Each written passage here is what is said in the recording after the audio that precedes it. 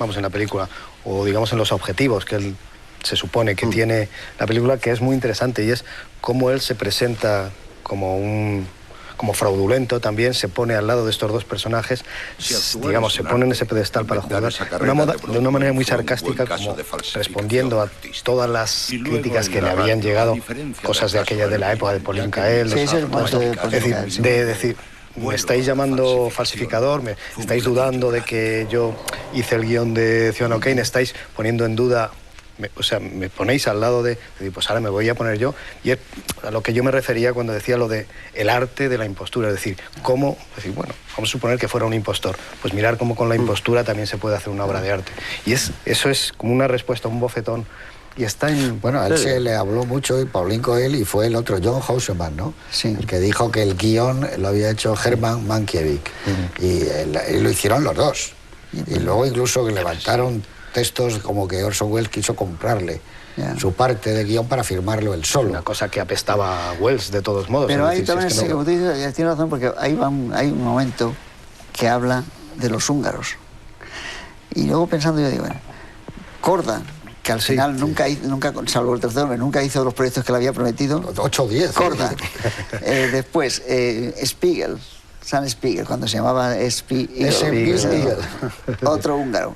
Después, Houseman, que realmente era Houseman como en alemán, también. Y he encontrado como 4 o 5 importantes personajes que le defraudaron en cierto momento.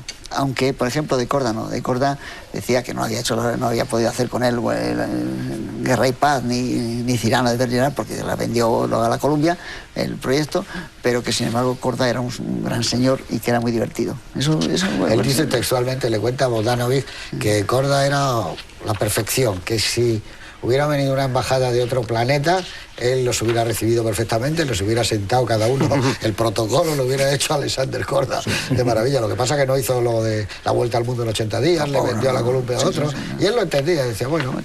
Eso no, él era muy comprensivo. Pero lo que dice Oti es cierto, durante mucho tiempo se pasó desde el 62, como pasa siempre, cuando la película Ciudadano Kane es elegida la mejor de la historia del cine en la votación de Sight and Sound, ya empiezan a crearse los a favor y en contra, que si no escribió el guión, que si en el guión ya estaba toda la filosofía de la película, toda la construcción de la película, lo cual, habiendo interesado un poquito en el cine, ves que es mentira, que él improvisó muchísimo, y se nota viendo la película que eso no era así, que estaba hecho de otra manera. Incluso ves el guión y los cambios que él iba haciendo a medida que salía. Es como si el pobre recientemente fallecido y amigo nuestro Robert Wise hubiera dicho, no, yo monté Ciudadano Kane, yo fui el que le dijo a Orson Welles, no, hombre, él estaba allí, tenía mucho talento, pero él siempre ha dicho que Orson Welles le iba diciendo cómo había que construir esa película en el montaje, ¿no?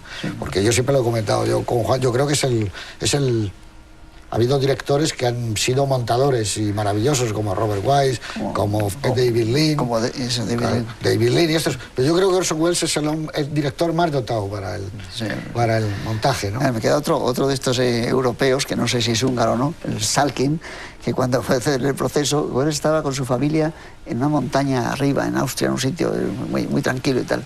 Y llegó Salkin a proponerle hacer el proceso, o una película que estuviese libre de derechos, que era el problema fundamental, que no hubiese que comprar ninguna novela. Y un proyecto de $1 millón. Pero nada más que entró en la casa, le dijo a la doncella tal, me he puesto a pagar el taxi que tomaba desde la estación, y entonces me venía a proponer una película de $1 millón y no tenía para el taxi. Entonces estos personajes él los quería, le parecían simpáticos, agradables. No, porque era un gran productor, decía él, claro, un señor que hace esto puede sacar dinero. Claro, y decía, no, Salkin además había producido en los viejos tiempos a Greta Garbo, y eso para mí era muy importante. ¿Y esta película quién la paga? Pues esta película... Fraude. Prácticamente él. La acaba él, porque Oya Kodan en esas entrevistas que publica la edición de Fake que ha hecho Criterion, que son como 5 horas o 4 horas y pico, ahí cuenta que en un momento determinado es una vuelta más de tuerca. En un momento determinado está produciendo y está pagando el rodaje François Reichenbach. Y un día les invita a comer a Oya Kodan y a Orson Welles, lo cuenta así en la entrevista, y le dice Dice, tengo una gran preocupación, Orson. ¿Qué te pasa? Dice, pues que me he quedado sin dinero. Dice, he tenido que vender mis matices, todo lo que tenía. Y entonces, bueno, pues no te preocupes, no sé qué tal. Entonces Oya pide ir al cuarto de baño y tiene que cruzar el dormitorio de Reichenbach. Entonces, cuando se le cae algo al suelo, se agacha y encuentra que debajo de la cama estaba toda la pintura que decía Reichenbach que había vendido. Pero se lo explica luego la Wells y dice es que eran los cuadros que me había dejado mi padre. O sea, es que te das cuenta que él, pero todo esto él lo aceptaba. Y nunca en esos tiempos a... de ruina que pasó Orson Welles, con tanta dificultad para hacer cine, yo creo que ya tendríamos que recordar también a Emiliano Piedra, ¿no? Que le dio la oportunidad aquí de rodar Campanadas a medianoche, ¿no? Pero que durante mucho tiempo... ¿no? Había una asociación que era Espartaco, que la productora realmente inicial se llamaba MD, Marujita Díaz, cuando estaba casada con Espartaco, y ahí inician. Yo tengo las cartas esas, están publicadas esas cosas ya, y bueno, pues Gárgoles estaba de jefe de producción, era gente toda muy conocida. Que trabajaba en esta casa. Claro, pero entonces luego ya el proyecto quedó así. Incluso tuvo una cosa también de montaje que es interesante. Perdona un segundo. Sí. Es que Espartaco era del tipo de personas, de la batalla, ¿no? Sí. Era del tipo de personas que le gustaban también a él. Sí, se podía decir, yo te produzco un chiringuito del sitio, era de ese mundo. Espartaco, fuimos a buscar a Sir John Gielgud, que iba camino de, como te dije, de Nueva York, tenía que hacer un espectáculo solo que hacía él, 12 días en Nueva York, y no teníamos hotel, y estaba Madrid lleno, era el 12 de octubre, estaba todo Madrid lleno, el día 11 de octubre, y resulta que Espartaco dijo, esto lo arreglo yo, y cuando llegamos no había hotel. Tuvimos que ir al Hilton, y le dijo, pues le podemos dejar que descanse un rato en la sauna. Y acabó en una casa de alguien, del Escorial, al pobre que venía con un catarro. O sea, así era Espartaco.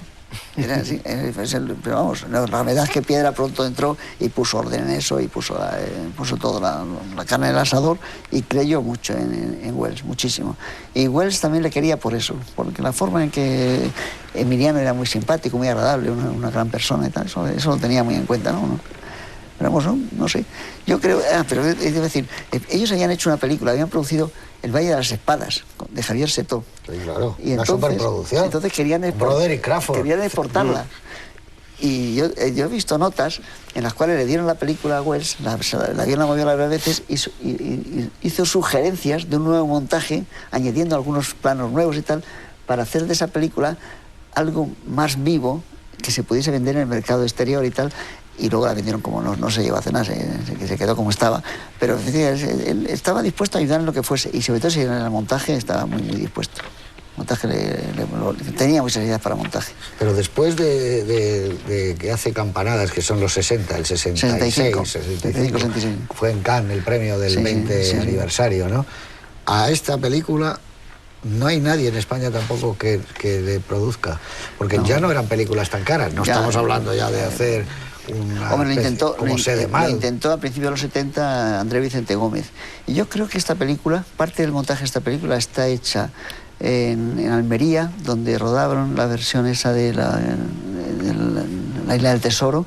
Y yo creo que Andrés Vicente me contó que una de las condiciones que había puesto Welles es que le trajesen un bungalow de estos, un carromato de estos con ruedas y tal, y una moviola dentro. Cuando no estaba rodando de actor, estaba montando, y corresponde a la época, pues ese momento. Y Andrés Vicente intentó todo ese asunto, pero claro, decía que era imposible, porque tenía que tener a Welles y a Oya en un hotel caro, tenían que tener comidas. Me decía Vicente, dice, claro, es que yo, cada mañana que salíamos del hotel me decía, ¿con quién vamos hoy? Te vamos a hablar con un director de un banco, no sé qué, un señor importante. Y bueno, dime, explícame qué papel tengo que hacer hoy. Le decía a Welles si le tengo que encantar, de qué manera, cómo lo llevamos, porque él buscaba desesperadamente algo que hacer porque no había quien le produjese una película. Y entonces surgió lo del Shah de Persia, que yo creo que ya te digo, surgió porque le puso la voz a ese documental. Dijo en español debe de hacerlo mi amigo Fernando Rey, y llamaron a Fernando, y entonces yo creo que, como era la misma productora, de ahí surgió también hacerlo del otro lado del viento. Todo este tipo de personaje está... Es cristalino en la película esta, en Fake, es completamente cristalino. Es una radiografía perfecta. Y yo no sé si él lo hace con sarcasmo o lo hace con un cierto sentido del humor así negro cuando dice que el Mil-Dori es el segundo mejor falsificador del siglo. Y lo deja así. No, es que está guardando la sorpresa para la segunda parte. Sí, la Dice segunda que el parte, mejor cuando ha dice sido el mejor ha sido, el abuelo. El abuelo. El número uno ha sido ese. Pero, y deja esa, pero esa historia que es evidentemente... No contradicción de decir ha sido el primero, porque luego va a tener que decir en la parte final que el primero es el abuelo. Pero mejor falsificador artístico. Luego se confiesa cómo empezó, cómo llegó a la fama. Yo lo tomaba más tomaba ese vacío más como... Que él empezó con la gran impostura de la Guerra de los Mundos, cuando hizo con el Mercury Theatre. Pero antes empieza con una impostura cuando se presenta en... O sea, cuenta la historia en Irlanda y dice que él es un gran actor.